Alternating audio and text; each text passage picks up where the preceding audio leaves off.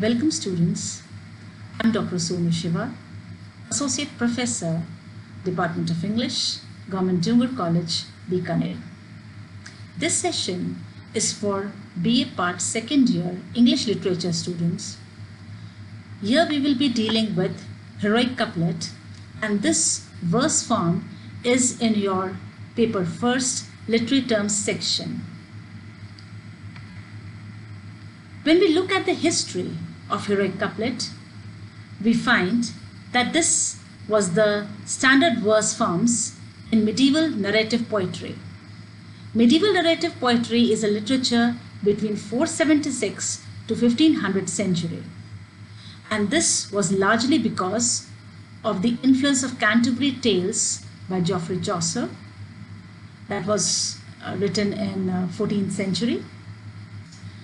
Later, this verse form became popular in 18th century, and the writers that are associated with this verse form are Alexander Pope and John Dryden, as they use this heroic couplet in their translations of the epics of Virgil and Homer respectively. Apart from these two writers, there are other writers also who are associated with this heroic couplet.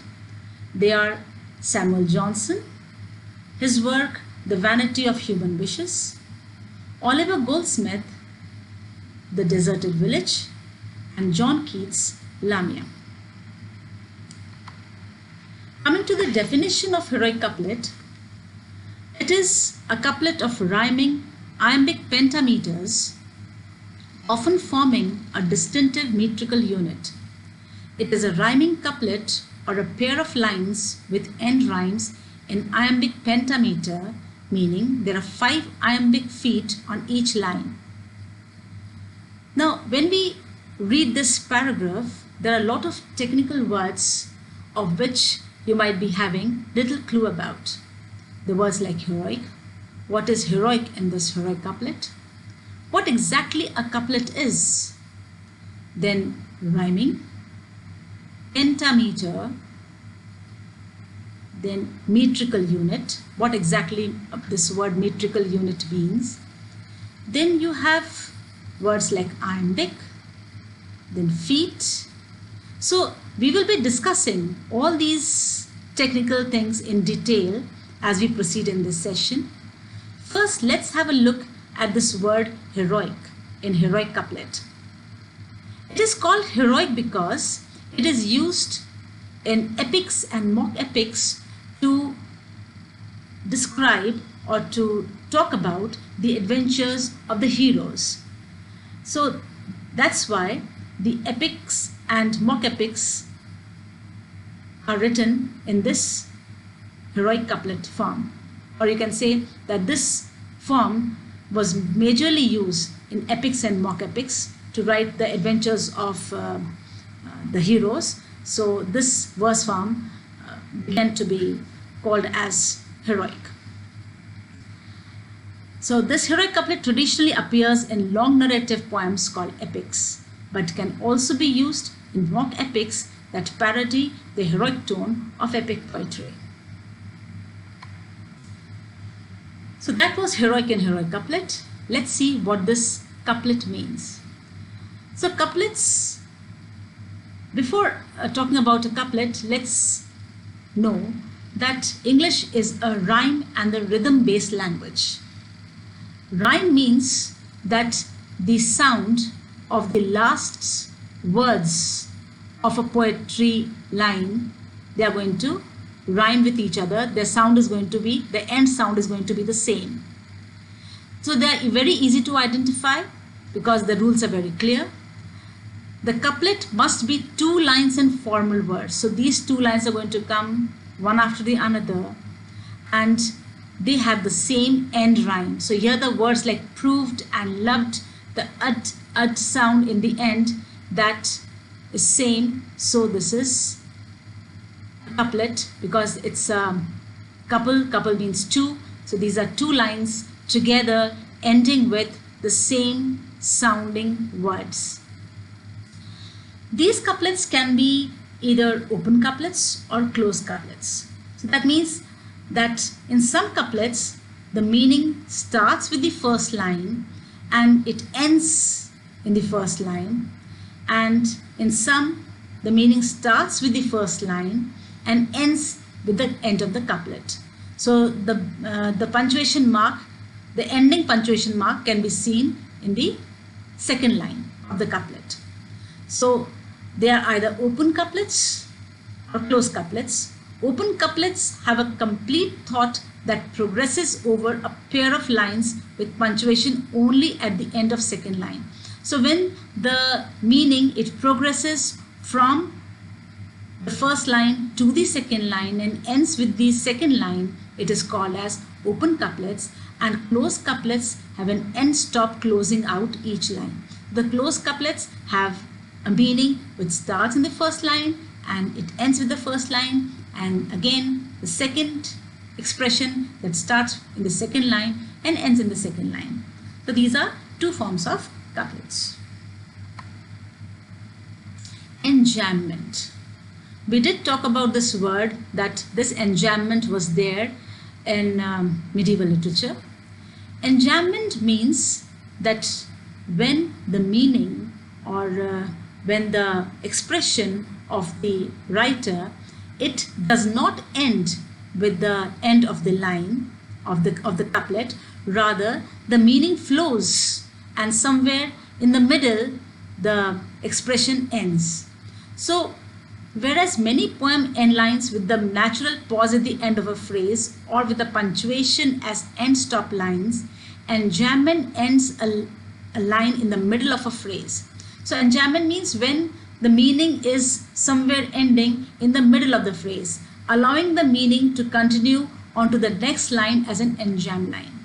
So here just have a look at these 4 lines, or rather 8 lines of a sonnet by Shakespeare, and we are going to have a look at the first 4 lines, and we are going to find that the lines are enjambed.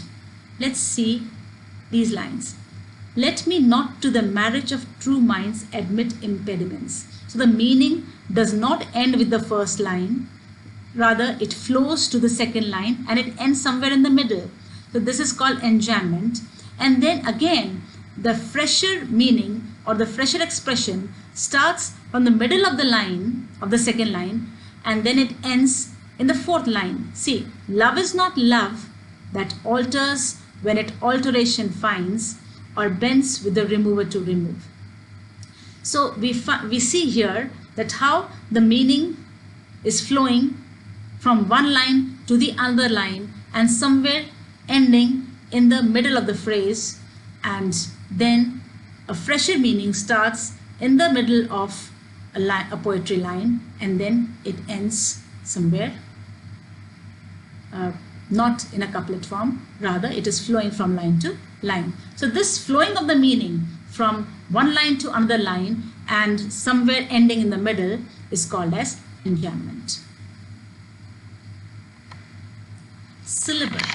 Before understanding the whole structure, the metrical structure of heroic couplet, it is important to understand what a syllable is. Syllable is a part of a word that contains a single vowel sound and that is pronounced as a unit. So in my other presentations also, I've talked about syllable structure.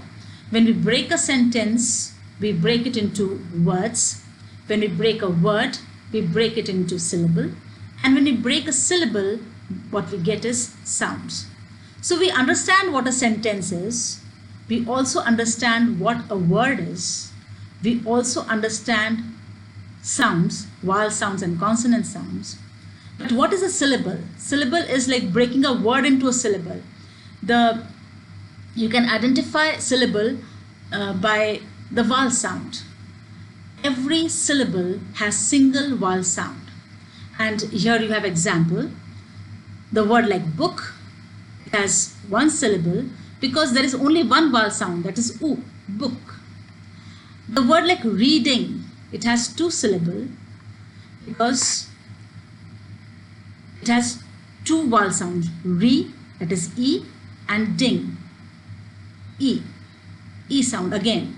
So there are two vowel sounds, and so that's why it is two syllables. A word or part of a word pronounced with single uninterrupted sounding of the voice. So syllable is uninterrupted sound. When you say reading, that means there are two sounds, reading. For speaking or pronouncing another syllable, you need to break the word and then you read it. But the words like book, there is no interruption. So there is just one vowel sound and this is one syllable. So every syllable is spoken uninterruptedly. And this sound, because of a vowel, is of a great sonority. And usually the vowels are of great sonority and the consonants are spoken with a lesser sonority. Now, as we know that syllable is a part of a word which is spoken uninterruptedly and which has got just one vowel sound with it. Now, these syllables in a multisyllabical word, one of the syllable in a multisyllabical word is stressed and the others are unstressed. So how do we know that which syllable is the stressed one? The stressed syllables are pronounced slightly louder, slightly longer, and slightly higher pitched than unstressed syllable. So we know that the syllables which are stressed, they are going to be pronounced as a longer duration. For example, the words like computer, because this word has three syllables, com-pu-ter. So there are three vowels, distinctive vowels, which we can see here. As in come, pu, u, and ter, again an sound. So if the stress is on this pu, so we're going to pronounce it as computer, not as computer or computer. So computer or computer is a mispronunciation of this word. This word is pronounced as computer, so this syllable pu is much louder, it is much longer, and there is a change in pitch. So when we pronounce a certain word, we come to know that on which syllable the stress is there. So the stress syllable is obviously pronounced more clearly and the sound is purer, and even the facial movements, or you can say the pitch, changes. Let's look at what iambic pentameter means. 5 pair of syllables, unstressed syllable followed by a stressed syllable. Let's have a look at stressed and unstressed syllables more. There is an example here. See the word wallet. Wallet. When we speak the word wallet, the stress is on the first syllable, wall. When we speak the word station, the stress is on the first syllable, stay. Station. If there are 2 syllables, but the stress is on the first syllable, and this small one that is marked over here, it is the mark of a stress. So in the word like station, the stress is on the first syllable and the second syllable is unstressed. The words like wallet, the first syllable wall is stressed and let is unstressed. But it does not happen like this in iambic form. When we say iambic form, it means that the first syllable is unstressed and the second one is stressed. So let's have a look at the words like equate, destroy, belong, and delay.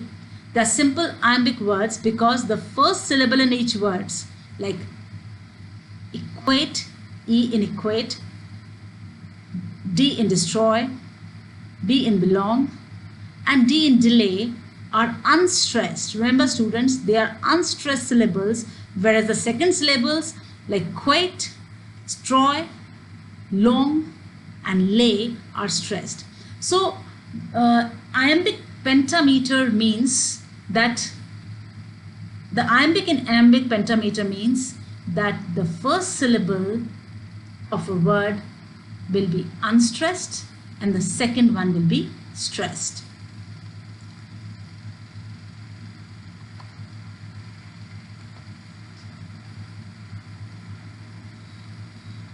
Five pairs of syllables with unstressed syllable followed by a stressed syllable. So when we say that heroic couplet is an iambic pentameter line, it means that it has 5 pairs of syllables with unstressed followed by a stressed. That means 10 syllables in each line. So students, when we talk about heroic couplet, we are not talking about words, we are talking about syllables, and heroic couplet has 10 syllables in each line. And how these 10 syllables will be arranged?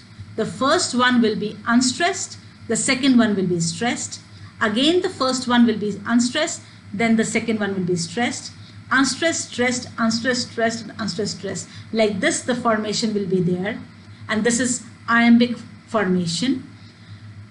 10 syllables in each line, and these lines, they will be rhyming in couplet. We have already talked about the rhyme. That means the end words of 2 lines will be the rhyme scheme, or you can say the sound, the end sound of the words of the 2 lines will be same. So now you understand that what iambic pentameter means. Penta basically is 5 pairs. 5 pairs of 2 syllables each, unstressed and stressed. Unstressed and stressed. So 5 pairs makes 10 syllables in each line, and these syllables arranged in a manner, in an iambic manner, and they are rhyming in a couplet. That means meaning starts in the first line and it ends with the second line, and the last words of this first and second line, they are similar in their rhyme. That means they sound similar. And this is an example of a couplet. Oh, could I flow like thee and make thy stream my great example, as it is my theme. Look here, stream and theme, they are rhyming with each other. Though deep yet clear, though gentle yet not dull, strong without rage, without overflowing full. So dull and full, they are rhyming with each other. The meaning starts with the first line and ends with the second line. A fresher meaning starts, expression starts with the third line and it ends with the fourth line. So this is the example of heroic couplet. So here you don't have to count the words, rather there is a counting of syllable.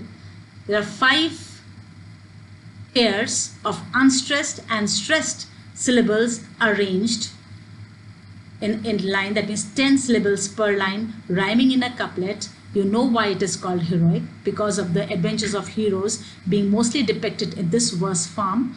And you know that why it is couplet, because it's a pair of two lines going on, and the metrical form that it is iambic pentameter. You are clear with that. Thank you so much.